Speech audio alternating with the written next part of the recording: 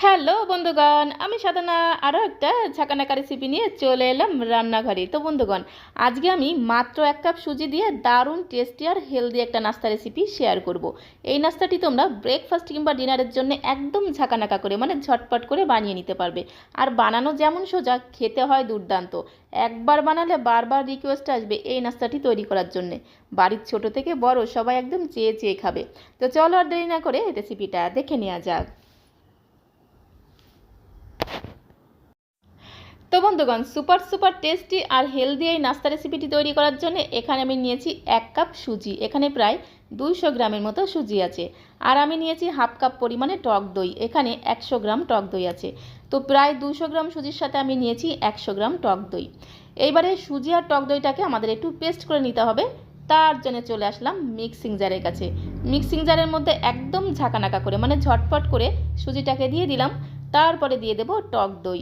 এইবারে যে কাপ মেপে আমি 1 কাপ পরিমাণে সুজি দিয়েছি সেই কাপেরই হাফ কাপের থেকে একটু বেশি দিয়ে দিলাম জল। যেহেতু টক দই আছে, খুব বেশি কিন্তু জল দেওয়ার প্রয়োজন নেই। এইবারে চামচ দিয়ে একটু ঘোটানাটা করে দিতে হবে। তারপরে ধামাচাপা দিয়ে খুব সুন্দর একটা মিহি পেস্ট আমাদের রেডি করে নিতে হবে।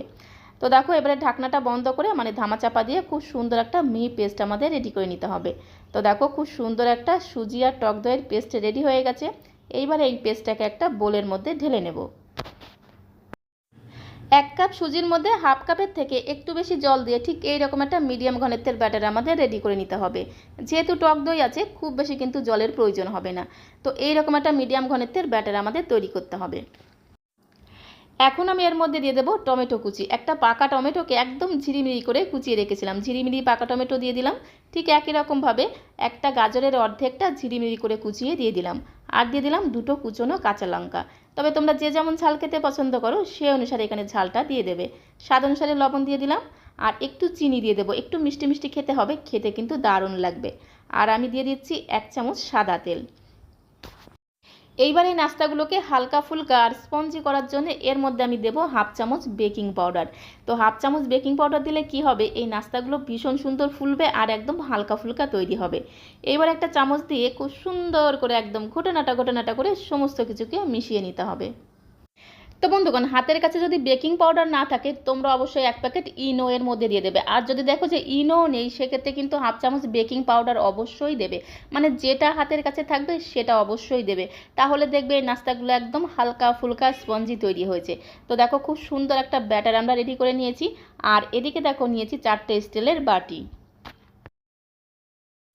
এবারে স্টিলের বাটির মধ্যে অবশ্যই কিন্তু একটু সাদা তেল লাগিয়ে নিতে হবে। তো আমি একটা ব্রাশ দিয়ে খুব সুন্দর করে একটু সাদা তেল এভাবে একটু ঝাঁকানাকা করে ব্রাশ করে দিলাম। এতে কি হবে, নাস্তাগুলো কিন্তু বাটির মধ্যে আর আটকে যাবে না। যখন আমরা ডিমোল্ড করব বা নাস্তাগুলো বের করব, দেখবে খুব সহজে নাস্তাগুলো বেরিয়ে আসছে।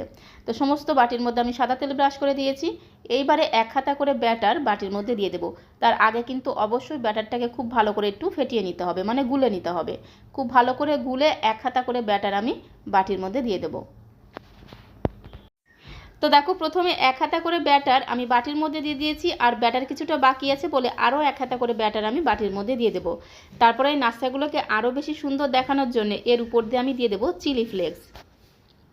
হাতের কাছে যদি চিলি ফ্লেক্স না থাকে, সেক্ষেত্রে শুকনো লঙ্কা খুব সুন্দর করে একদম ঝিরিমিরি করে কুচিয়ে উপর দিয়ে ছড়িয়ে দিতে পারো।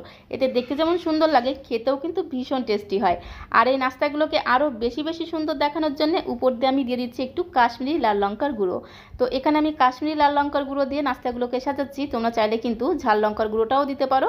যদি বাচ্চাদের জন্য তৈরি করো, সেক্ষেত্রে কিন্তু লঙ্কার পরিমাণটা একটু বুঝে দিতে হবে। তো দেখো, কত সুন্দর করে আমি বাটিগুলোকে সাজিয়ে নিয়েছি। এইবারে আমাদের চলে যেতে হবে ওভেনের কাছে। এইবারে এই নাস্তাগুলোকে আমাদের ভাপিয়ে নিতে হবে। তার জন্য কড়াইতে আগে থেকে বেশ কিছুটা জল আমি গরম হতে বসিয়ে দিয়েছিলাম। আর জলটা দেখো টকবক করে ফুটতে শুরু করেছে। সেই ফুটন্ত গরম জলের মধ্যে একটা স্ট্যান্ড বসিয়ে দিলাম। আর সেই স্ট্যান্ডের উপরে এরকম একটা ঝাঁঝরি থালা বসিয়ে দিলাম। এবারে ঝাঁঝরি থালার উপরে একে একে সমস্ত নাস্তার বাটিগুলোকে খুব সুন্দর করে সেট করে বসিয়ে দেবো। তো এখানে 3টে বাটি ধরেছে, আর বাকি বাটিগুলোকে আমি পরে ভাপিয়ে নেব। এবারে ধামাচাপা দিতে হবে, মানে ঢাকনা বন্ধ করে গ্যাসের ফ্লেম মিডিয়ামে রেখে জাস্ট 10 মিনিট এই নাস্তাগুলোকে ভাপিয়ে নিতে হবে। তো দেখো, 10 মিনিট পরে কিন্তু নাস্তাগুলো খুব ভালোভাবে ভাপানো হয়ে গেছে। তারপরে কড়াই থেকে নামিয়ে খুব ভালো করে ঠান্ডা করে নিতে হবে। তারপরে নাস্তাগুলোকে ডিমোল্ড করতে হবে। এইবার এইভাবে একটু হাত দিয়ে টান দিলেই দেখবে নাস্তাগুলো খুব সহজে খুলে আসছে। যদি দেখো যে অসুবিধা হচ্ছে সেক্ষেত্রে একটা চামচ দিয়ে এভাবে একটু চারিদিকে ঘুরিয়ে নেবে, তাহলেই দেখবে কত সহজে নাস্তাগুলো খুলে আসছে। দেখেই তোমরা বুঝতে পারছো। তো বাটির গায়ে অবশ্যই কিন্তু একটু সাদা তেল ব্রাশ করে দিতে হবে, তাহলে নাস্তাগুলো খুব সহজে ডিমোল্ড করা যাবে। তো একে একে সমস্ত নাস্তাগুলোকে এইভাবে আমি বাটির থেকে ডিমোল্ড করে নিয়েছি। এই নাস্তাগুলো এতটাই সফট আর এতটাই টেস্টি খেতে হয় যে একবার বানালে বারবার বানিয়ে খেতে ইচ্ছে করবে, আর খুব অল্প সময় ঝটপট করে বানিয়ে নেওয়া যায়। তো দেখো সমস্ত নাস্তাগুলোকে এইভাবে ডিমোল্ড করে আমি প্লেটের মধ্যে সাজিয়ে নিলাম। এইবার এই নাস্তাগুলোকে আরও বেশি সুপার সুপার টেস্টি করার জন্য চলে যেতে হবে ওভেনের কাছে। গ্যাসের ফ্লেম জ্বালিয়ে দিয়ে এখানে আমি একটা ননস্টিকের প্যান বসিয়ে দিয়েছি, আর প্যানটা যখন গরম হয়ে গেছে গ্যাসের ফ্লেমটা একদম লো করে দিতে হবে। তারপরে 1 চামচ বাটার আমি প্যানের মধ্যে দিয়ে দিলাম। তারপরে একটা খুন্তি দিয়ে খুব সুন্দর করে একদম ঘটনাটা করে বাটারটাকে একটু মেল্ট করে নিতে হবে। তো এখানে আমি বাটার দিয়েছি, তোমরা চাইলে কিন্তু সাদা তেল দিয়েও এই নাস্তাগুলোকে ভাজতে পারো। এবারে একে একে সমস্ত নাস্তাগুলোকে এই প্যানের মধ্যে দিয়ে দিতে হবে। তারপরে এপিট ওপিট উল্টে পাল্টে একটু হালকা লাল করে ভেজে নেব।